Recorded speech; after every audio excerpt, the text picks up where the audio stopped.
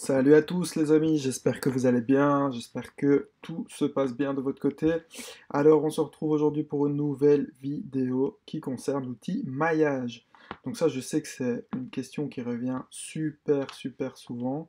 C'est un outil qui est pas facile à utiliser et pourtant moi je le trouve personnellement ultra simple et efficace.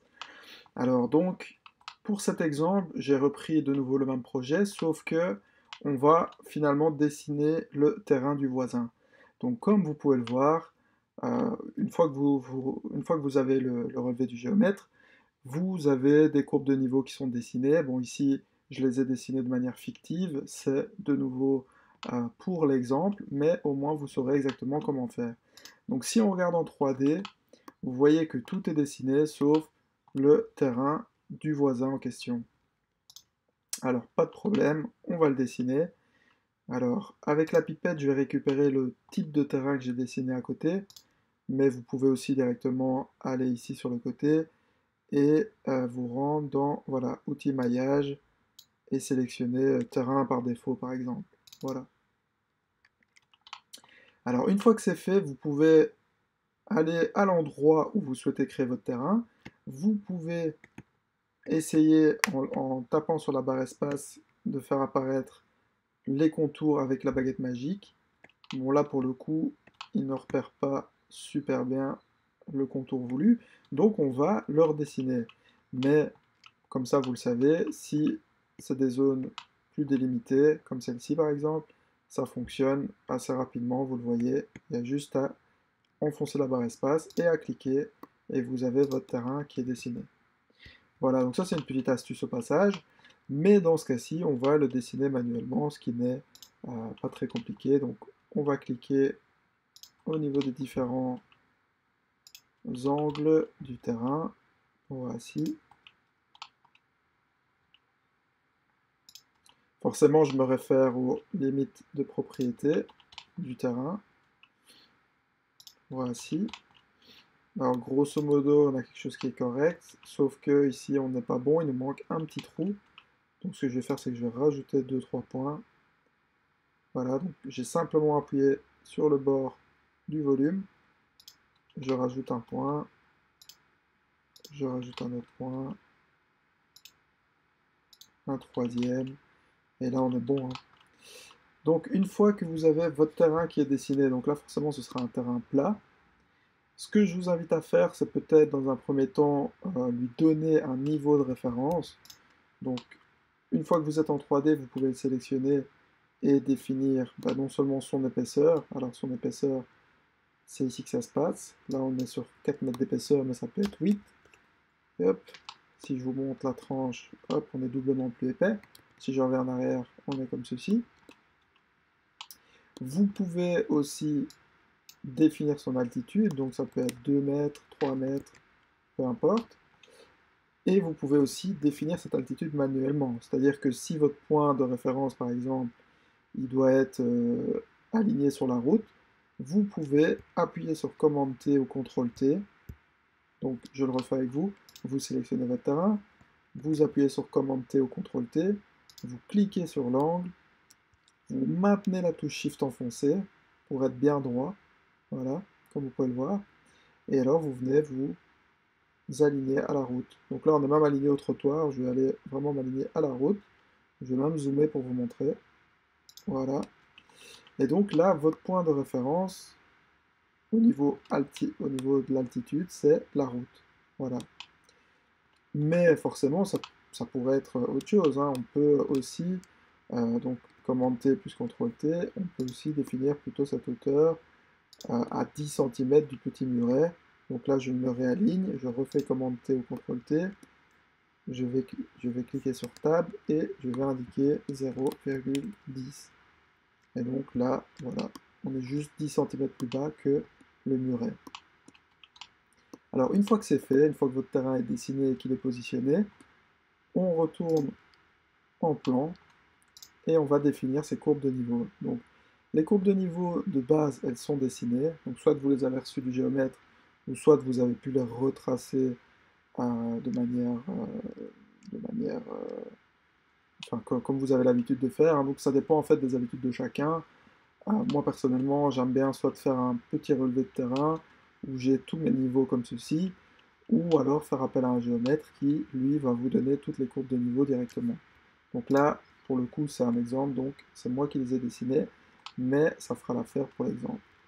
Alors, une fois que vous sélectionnez votre terrain, pour faire apparaître, pour inscrire les courbes de niveau sur votre terrain, vous allez cliquer sur l'outil maillage, laisser appuyer la barre espace, et cliquer en fait sur chacune des courbes de niveau. Donc, comme vous pouvez le voir, hop, je clique, raccord aux arrêts utilisateurs, OK, je réappuie sur la barre espace, je vais cliquer sur la suivante. Il y a plusieurs options, mais souvent c'est celle-ci qui est la plus propice.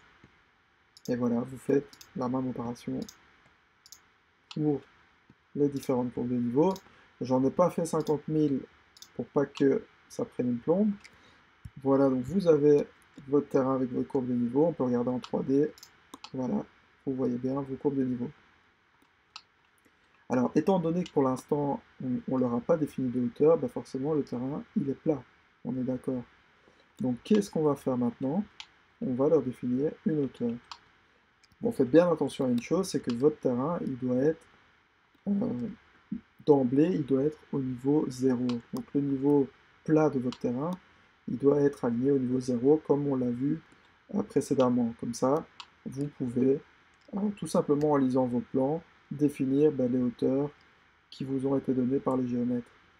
Donc, ici, pour le coup, on va simplement imaginer que chaque courbe de niveau indique une différence de niveau d'un mètre peut-être, ou d'un mètre 50. On va essayer avec un mètre. Avec qu'est-ce qui se passe? Hop. Vous cliquez sur la courbe de niveau en question, vous cliquez sur un des points, vous allez chercher le petit z, et une fois que vous allez chercher le petit z, attention, parce que non, là c'est pour définir une hauteur point par point, donc c'est pas ce qui nous intéresse maintenant, autant pour moi. On va plutôt être en 2D, cliquer sur un des points, on va cliquer sur le petit z, on va cliquer sur appliquer à tous, et on va voilà, noter -1 par contre, par exemple, donc ça fait -1 mètre. Voilà, comme vous pouvez voir, j'ai le profil du terrain qui commence déjà à se faire, et j'ai un affaissement, vu que c'est la seule ligne, la seule courbe de niveau qui a été définie à une certaine hauteur différente du plan de référence. Alors, pour la suite, je sélectionne la suivante, je vais mettre -2 mètres cette fois, je laisse appliquer à tous, la suivante, -3 mètres, et celle-ci, -4 mètres. Voilà. Alors, grosso modo, là, on devrait déjà avoir le profil du terrain. Voilà, comme vous pouvez le voir, on a le dénivelé qui se crée. Par contre, on a ce petit souci-ci. Pourquoi? Parce que la fin du terrain, donc les extrémités du terrain, n'ont pas été encore définies. Donc là, forcément, en réalité, on a un souci si cette ligne-ci est au niveau 0. Donc là, qu'est-ce que vous allez devoir faire? Vous allez devoir sélectionner ces points-ci et leur définir l'altitude qui correspond. Donc ça peut être -5 mètres par exemple, ou -4 mètres aussi. Hop, autant pour moi. Donc ça peut être, voilà, -4 mètres. Là, comme vous pouvez le voir, j'allais dans ce sens-là, donc il faut mettre une valeur positive. Et ici, pareil. Hop. Et vous avez votre terrain, en fait. C'est aussi simple que ça, les amis. C'est facile. Alors, je ne sais pas si vous voulez qu'on s'attaque à l'avant ensemble. En soi, c'est pas un petit souci. On va faire le test en sélectionnant même une différence de niveau qui est différente. Donc là, par exemple, on va mettre 20 cm plus bas. Donc -0,2. De nouveau, appliquer à tous. OK. Et pour celle-ci, on va mettre... Hop.